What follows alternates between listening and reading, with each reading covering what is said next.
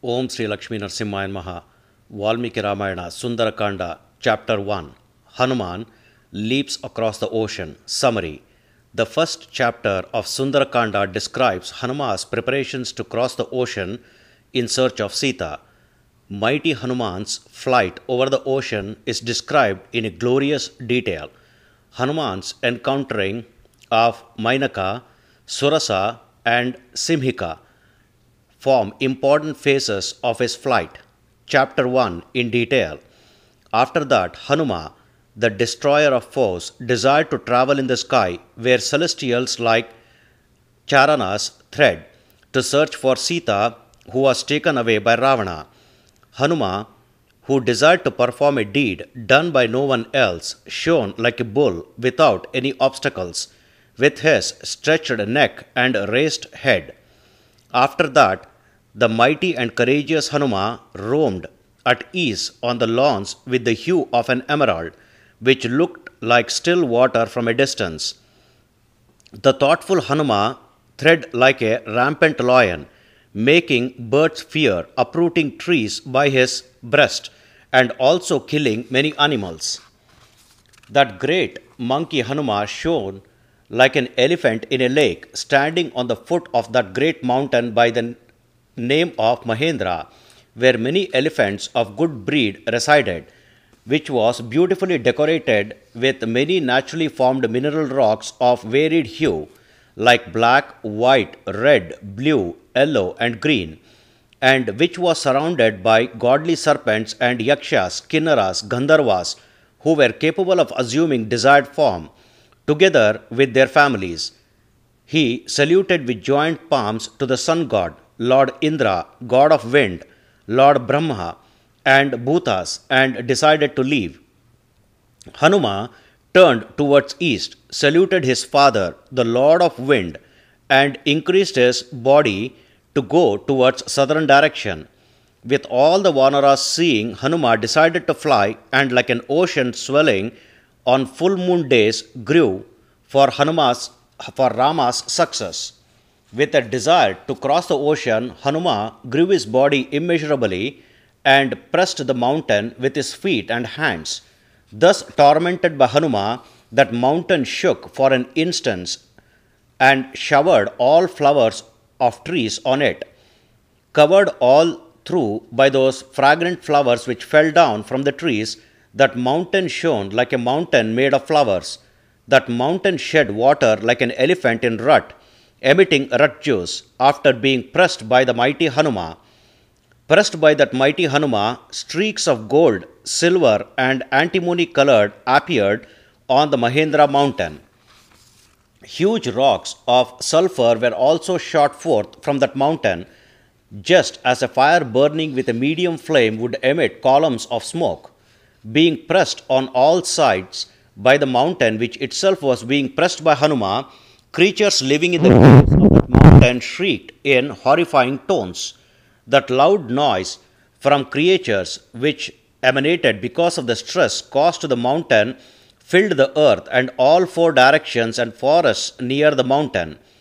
Great snakes with clear swastika signs on their hoods spewed out frightening flames with their great heads and bit the rocks with their teeth.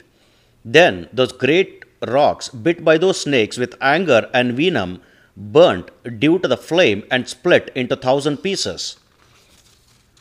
Medicinal herbs from that mountain, although capable of destroying ordinary poisons, could not neutralize the poison from those snakes. Ascetic residing on that mountain flew away from there, thinking that some demons were destroying it. Vidyadharas, who lived there, became afraid and flew away with their women folk, leaving behind them golden jugs of wine in liquor houses, gold vases, varieties of sauces that can be licked, eatables, various meats, skins of oxen, and swords with golden hilts. The intoxicated Vidyadharas, with garlands around their neck, decked with red flower garlands and smeared with sandal paste, with reddened eyes and with lotus-shaped eyes, obtained the sky. Vidyadhara women wearing necklaces, anklets, armlets, and bangles stood in the sky with surprise and with smiles along with their loved ones. Vidyadharas and great sages stood in the sky in a group, showing their great prowess and viewed the mountain. Then they heard words of Charanas, Siddhas, and pure hearted rishis who were located in that clear sky. This Hanuma, who is equal to a mountain, who is the son of Vayu, and who has great speed, wants to cross the ocean which is abode to crocodiles.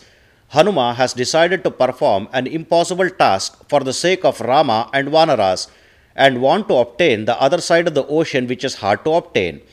Vidyadharas thus listened to the words of those great people and looked at the incomparable Hanuma, best among Vanaras, standing on that mountain. He, who is equal to a mountain, shook his hair, quivered his body, and let out a great roar like from a vast cloud.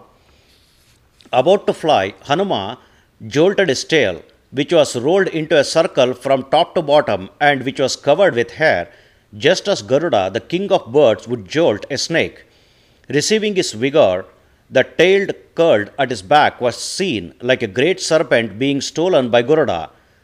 Hanuma firmly supported his arms on the mountain surface, which resembled huge iron clubs, crouched the waist and contracted his feet. Bending shoulders and neck, that mighty and glorious Hanuma increased his energy, strength, and courage. With his eyes raised up, seeing the way from a distance, viewing the sky, he held his breath in his heart. That mighty Hanuma, equal to an elephant among monkeys and the best among Vanaras, stood firmly with his legs, bent his ears, and before flying spoke these words to the Vanaras: I will go to the city of Lanka, ruled by Ravana, just like an arrow released by Rama will go, with wind-like speed. If I do not see the daughter of Janaka there, I will go with the same speed to the abode of gods. If I do not see Seetha there in heaven, I will get Ravana, the king of Rakshasas, tied up in chains without any effort. I will, in all events, return successfully along with Seetha, or I will get Lanka along with Ravana after uprooting it. The best among Vanaras, Hanuma, spoke in this way to Vanaras, and then, without thinking about anything else, flew up with lot of vigor. That great monkey also thought himself equal to Garuda, the king of birds. While he was flying up, due to that force, all trees on that mountain flew away in all directions, drawing together all their branches. While flying in the sky, he took along with him, because of the force of his thighs, trees shining with flowers and with fattened lapwing birds. The trees, thus being held aloft by the speed of Hanuma's thighs, followed him for a while, just as relatives would follow their loved ones embarking on a long journey. Uprooted by the force of Hanuma's thighs, Sal and other excellent trees followed Hanuma like soldiers following their king. Hanuma, the great monkey, presented a wonderful sight with his mountain-like appearance together with the well-flowered trees. After that, powerful trees sank into the salt ocean like mountains sinking into ocean due to fear of Mahendra. That Hanuma, who was equal to a cloud, covered with flowers of various kinds, shoots and buds, shone like a mountain with fireflies. Those trees, which were released by Hanuma's speed, dropped flowers and fell down in the water like friends going back after bidding farewell to their dear one. Set in motion by the wind, from the movement of Hanuma, that variety of blossom with various hues from the trees fell down into the sea. That great ocean shone like the sky filled with stars. Hanuma shone like a cloud in the sky decorated by lightning, with flowers of various hues striking to his body. That sea water looked like the sky with delightful stars rising up, with flowers flown up by Hanuma's speed. That skyborn Hanuma's arms, which were spread out, were seen like five-headed serpents coming out of a mountain's peak. That great monkey shone like one who is drinking the great sea together with its waves. He also seemed like one who desires to drink the whole of sky. The eyes of that Hanuma, who was following the path of sky, which had a brilliance equal to that of lightning, were shining like two fires on a mountain. The round, wide Reddish brown eyes of Hanuma, the best among the monkeys, shone like fully risen sun and moon. The ruddy face of Hanuma, with his reddish face, shone like the sun touched by twilight. The tail of Hanuma, the son of Vayu, floating in the sky, being risen up, looked like the pillar erected in honor of Indra. The great intellectual Hanuma, with his great body and with white teeth, shone like the sun, being surrounded by his circular tail. That great monkey Hanuma, with his red colored buttocks, shone like a mountain, with a large deposit of red gyrica herb broken into pieces.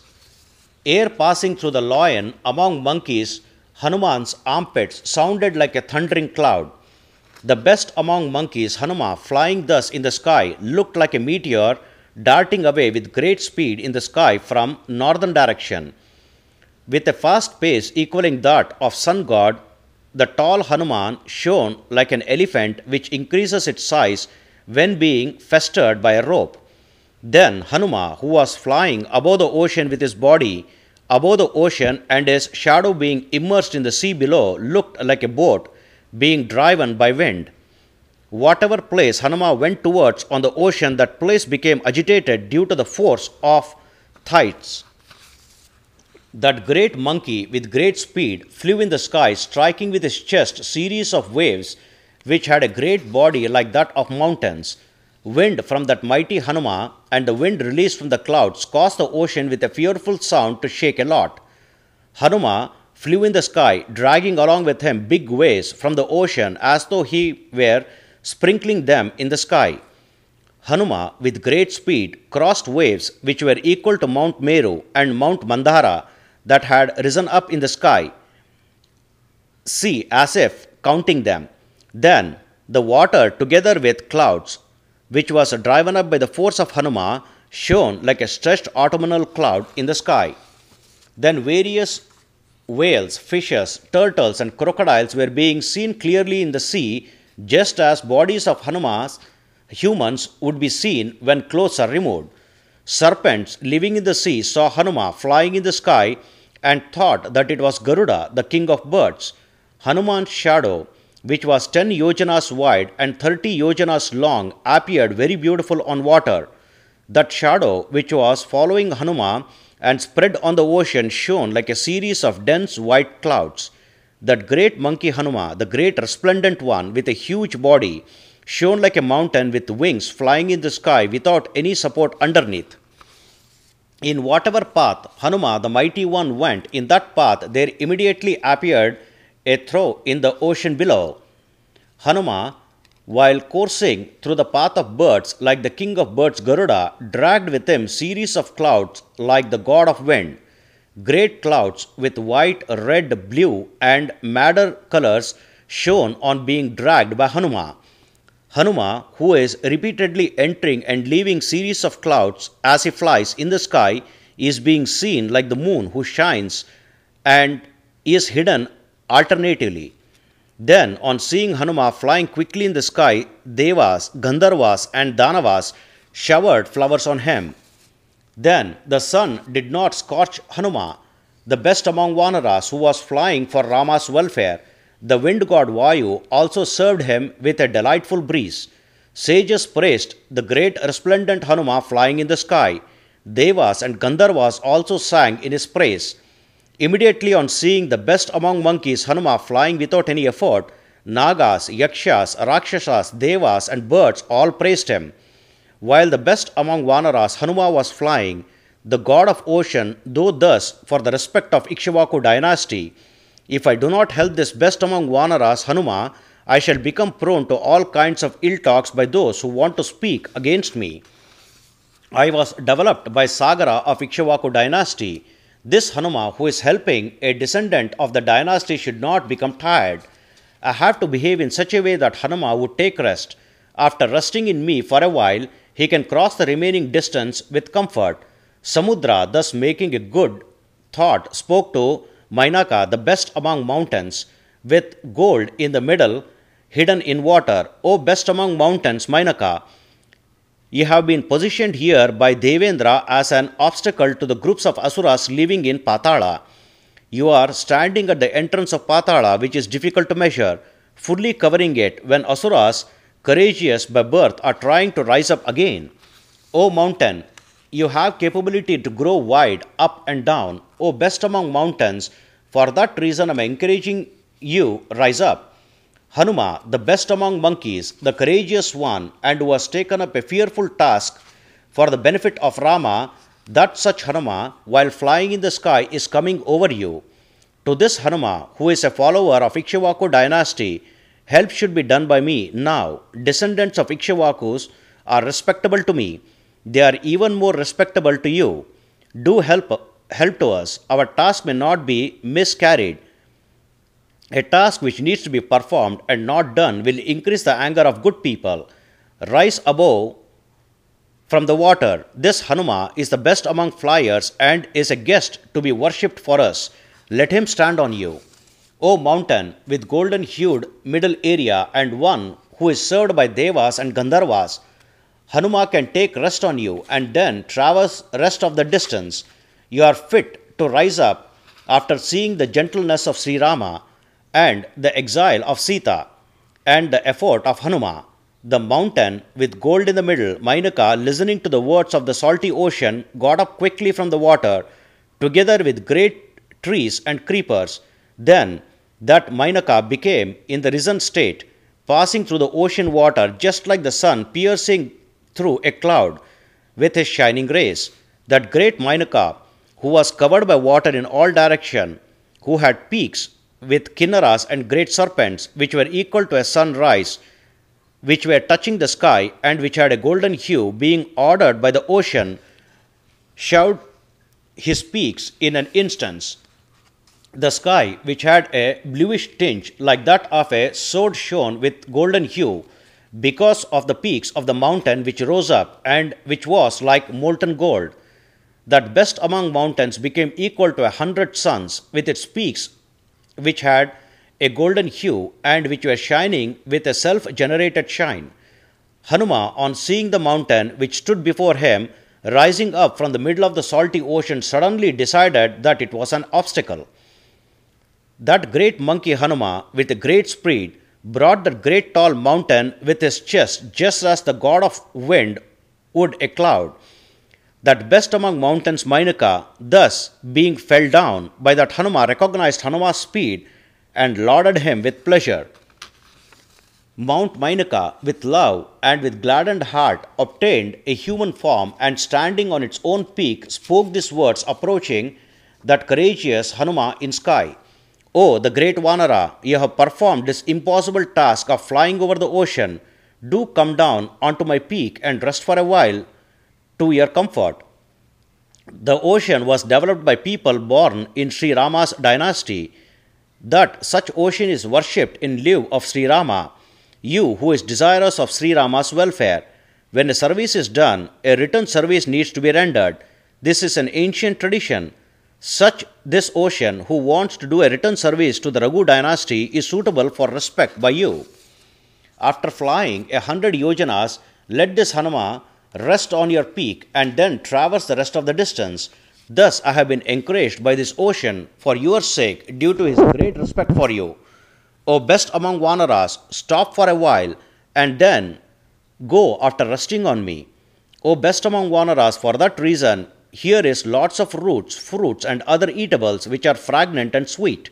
May you leave after eating that and resting here for a while. O chief among Vanaras, besides this, there also exists a relationship which is famous in all the three worlds, which is based on great virtues for us with you. O son of Vayu, the god of wind, O best among Vanaras, I am thinking you as being very important among those Vanaras who are fast and who are capable of flying. By a person who wants to know Dharma, or by one who knows Dharma, a guest, even though ordinary, is to be respected. What else can I say in the case of a great guest like you? O best among Vanaras, you are the son of the great Vayu, the god of wind, who is best in speed among the Devas. In speed, you are equal to him alone. O knower of Dharma, if you are worshipped, Vayu also gets worshipped. For that reason, you are to be worshipped by me. Also, listen to another reason in this matter. O son, earlier in the Kritika Yuga, mountains had wings with speed equal to that of Garuda and Vayu. They went in all directions. After that, when those mountains were thus flying freely, Devas and living creatures together with sages obtained fear in the doubt that those mountains might fall down. Then the angry Devendra, who performed 100 Ashwamedha rituals, cut off the wings of thousands of mountains by his weapon Vajra, then and there. That Devendra angrily reached me with raised Vajra. Then I was thrown away immediately by the great Vayu. O best among Vanaras, with saved full wings being thrown down into this salty ocean, I have been protected by your father. O chief among Vanaras, Vayu is thus indeed respectable to me. For that reason, I am respecting you. My relationship with you has great virtues. O great Vanara, because this matter is like this, you are suitable to make myself and Sagara happy with a gladdened heart. O best among Vanaras, reduce your fatigue. Accept our worship also, respect our love. I am happy by your manifestation. Hanuma, listening to the best mountain's words, spoke thus, I am happy. Hospitality has been done. Let this ill feeling be removed. The time to perform my duty is hastening me. The day too is passing. A promise has also been given by me. I should not stand here in the middle, neglecting my duty. The courageous Hanuma, saying thus, touched the mountain with his hand, entered the sky, and flew on with a smile. That Hanuma was thus seen with great respect by the ocean and the mountain, and also worshipped with suitable blessings. After that, leaving the mountain and the great ocean and flying up far into the clear sky, Hanuma followed the path of his father. The son of Vayu obtained the speed to fly still higher into the sky, and seeing that mountain below went in the clear sky which had no support, seeing Hanuma perform that very difficult second task, first one being the flight over ocean, all Devas, Siddhas and great sages praised him. Devas and the thousand-eyed Devendra who were there became happy by the task of that golden-hued Mainaka. The wise Devendra himself spoke these words through flattering tones due to extreme happiness to Mainaka, the best among mountains. O Mainaka, the king of mountains, I am very happy with you. O gentle one, I am giving protection to you. Proceed according to your comfort. To the dauntless Hanuma crossing 100 yojanas, who is fearless even when there is reason to be afraid, a great help has been done by you. This Vanara Hanuma is going for the benefit of Sri Rama, the son of Dasharatha. I am very happy with you, who is doing respect to him. Thereafter, the best among mountains obtained great happiness on seeing Devendra, the lord of Devas, being happy. Then that mountain, with a given boon from Devendra, stood still there. Hanuma also leaped over that part of the ocean in an instant. Thereafter, Devas, together with Gandharvas, Siddhas, and great sages, spoke thus to Surasa, the mother of Nagas, equal to the sun in brilliance. This glorious son of Vayu, going by the name of Hanuma, is flying over the ocean. You obtain a horrible mountain-like demonic appearance and make a face with fearful tusks, red-brown eyes, and as vast as the sky, and create an obstacle to him for an instant. We desire to find out if by his strength and also courage and intelligence he can win over you or obtain sorrow. That goddess Surasa, thus spoken to by Devas and also being respected by them, wearing a horrible disfigured appearance of a demon in the middle of an ocean which caused fear to all, and stopping Hanuma, who was flying, spoke these words, O best among Vanaras, you have been given by Devas as my food. I will eat you. Enter inside my mouth. Thus spoken to by Surasa, the glorious Hanuma, with a happy face and with folded hands, spoke these words to Surasa. The son of Dasharatha, with the name of Rama, entered the forest of Dandaka together with his brother Lakshmana and wife Seetha. When that Sri Rama, with a bitter enmity towards Rakshasas, was diverted in another task, his famed wife Seetha has been taken away by Ravana. I am going for Rama's sake as a messenger to find her presence. O subject of Sri Rama, you are suited to help Rama. Otherwise, after seeing Seetha and informing that to Sri Rama, who makes Seetha without troubles, I will obtain your mouth. I am promising truthfully to you. Thus being spoken to by Hanuma, Surasa with power to take desired form spoke thus, "No one can overcome me, this is my boon." Mother of Nagas, Surasa, desiring to know the strength of Hanuma, spoke these words on seeing him going away. "O best among Vanaras, you are bound to go only after entering my mouth. This boon has been given to me long ago by Brahma." Speaking thus, with quickness she opened her wide mouth and stood before Hanuma. Then Hanuma, speaking thus to Surasa, became angry and became 10 yojanas long and 10 yojanas wide. Seeing Hanuma, who looked like a cloud, being 10 yojanas long, Surasa also made her mouth 20 yojanas long. Thereafter, Hanuma got angry and became 30 yojanas long. Surasa made her mouth 40 yojanas high. The courageous Hanuma then became 50 yojanas high. Thereafter, Hanuma got angry and became 30 yojanas long. Surasa made her mouth 40 yojanas high. The courageous Hanuma then became 50 yojanas high. Surasa then made her mouth 60 yojanas long. The mighty Hanuma in the same fashion became 70 yojanas high.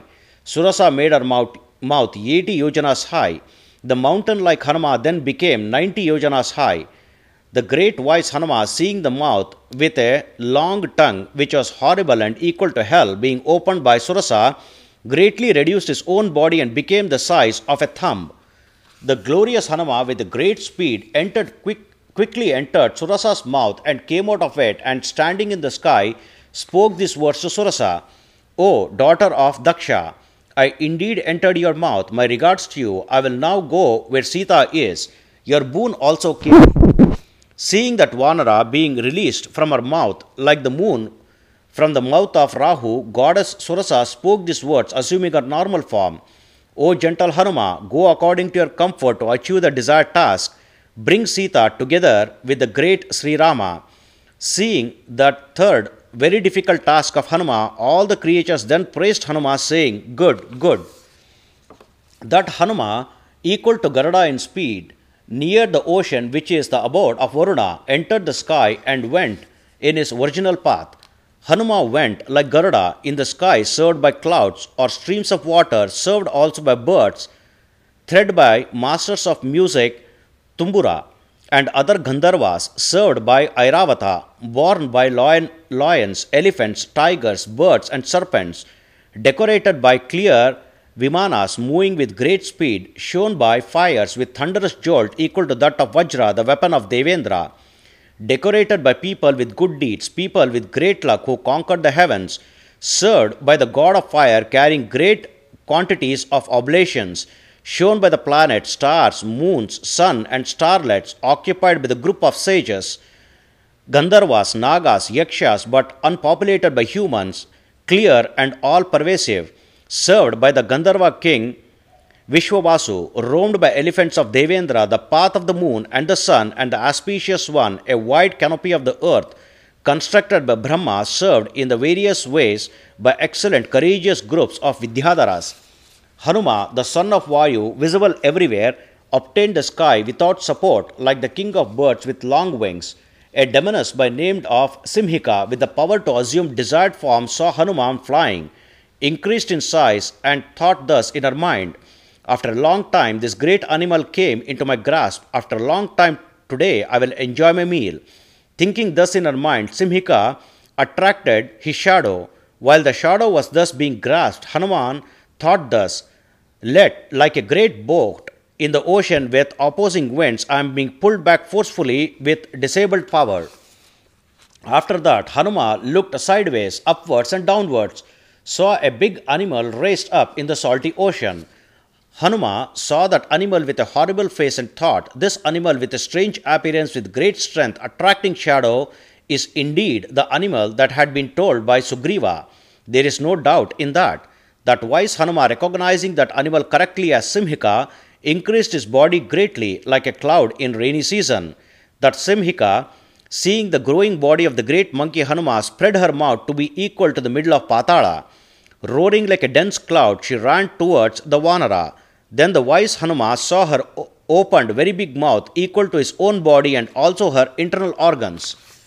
That Hanuma, with great strength and with a body equal to a diamond, repeatedly contracted his body and fell into her opened mouth.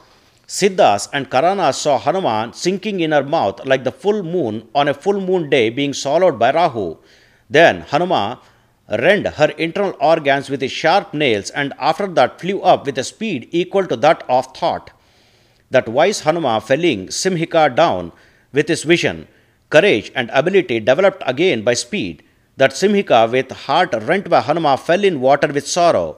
Seeing Simhika killed by Hanuma, creatures roaming in the sky spoke thus to that best among Vanaras. O best among Vanaras, a huge animal has been killed by you. A great task has been done. Perform the task dear to you auspiciously. O best among Vanaras, whoever has the four qualities of courage, vision, intellect, and skill, all these four virtues like you, such a person will not fail in any task. That Hanuma, the respectable one, thus respected by them, entered the sky and went like the Garuda with a determined goal. Hanuma, after almost reaching the other shore, looked in all directions and saw a series of trees at the end of his journey of 100 yojanas. The best among Vanaras, Hanuma, immediately after getting down, also saw an island decorated by a variety of trees and also the forest in the region of Malaya. That Hanuma, with controlled senses and with good thoughts, looked at the ocean, the bay, and the trees born in the bay, and also the faces of the wives of the ocean. Rivers are considered wives of ocean. Observed himself to be equal in size to a great cloud, as though stopping the sky, and thought thus: after seeing my huge body and the speed, Rakshasas will become curious. Thus thought the great Hanuma. For that reason, Hanuman reduced his mountain-like body and obtained the nature of one who reached self-realization, free from infatuations. Hanuma, greatly reducing his size, became normal in nature, regaining his original form, like Vishnu, who mitigated the strength of all Bali by taking 3 strides. Hanuma, capable of assuming many different beautiful forms, who cannot be defeated by enemies, obtained the other side of the ocean and being cognizant of himself, restored his own body form and became with a decided mission.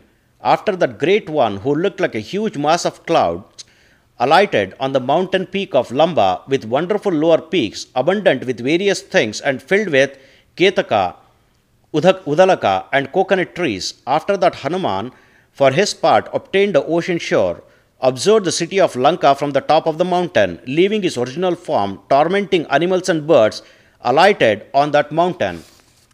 Thus, this is the first chapter in Sundara Kanda Valmiki Ramayana, the first epic poem of India. Sri Kularama Vijayate. Om Sri Krishnarpanamastu.